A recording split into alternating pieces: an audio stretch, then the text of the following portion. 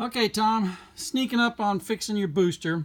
This is the diaphragm that came out of your booster, and I believe it was defective. And the problem is in this stem right here.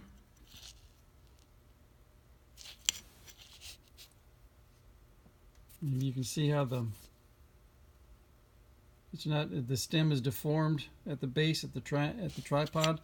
What I use to check these things is I got old diaphragms right here, and the important distance is from this sealing surface right here to the tip, and so I have a little spacer right there to make up for it, to take up this distance so this ledge doesn't get in the way. So I'm measuring from this surface to tip, and put that on there. Come down here and see, got just a smidge of clearance to get it on there. And then we got, that's one. There's another original. I never throw anything out on these old cars. Okay, there's sitting on there, and there's clearance.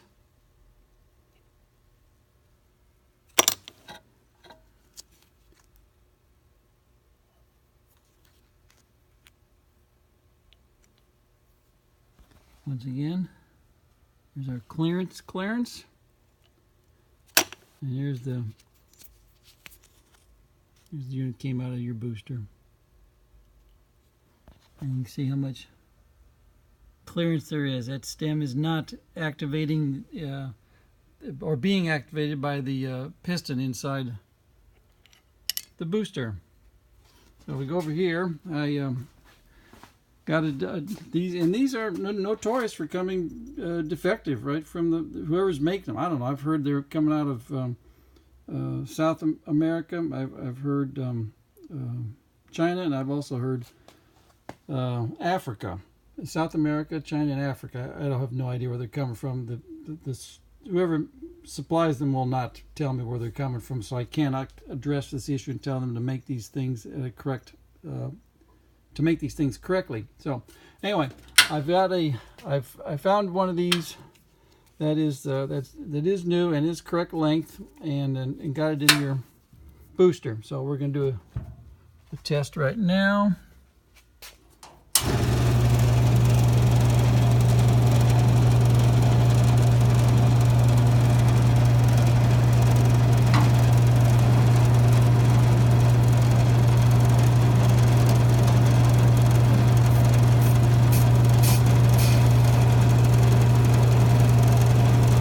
Got a vacuum loss right here.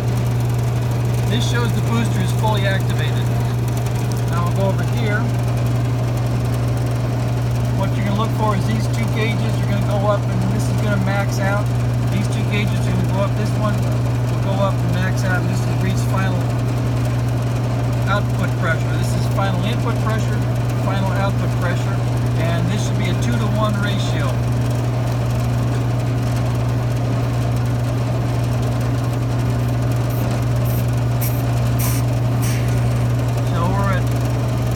On input, and over 600 to 700 on output. So the booster is working.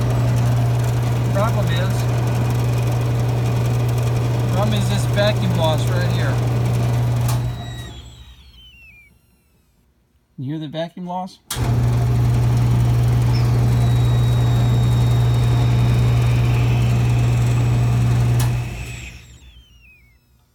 That's the problem. Now then, would you notice that when the car is operating? Probably not, but I'm not going to tell you that the booster is 100%.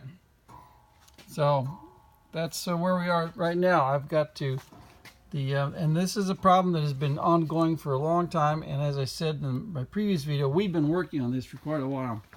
And here is some of our work that we're dealing with. This is the poppet that's inside the booster, and what happens is inside the air cleaner assembly on the booster, the problem is this rubber surface right here gets beat up after 50 years, and then there is a corresponding rubber surface inside underneath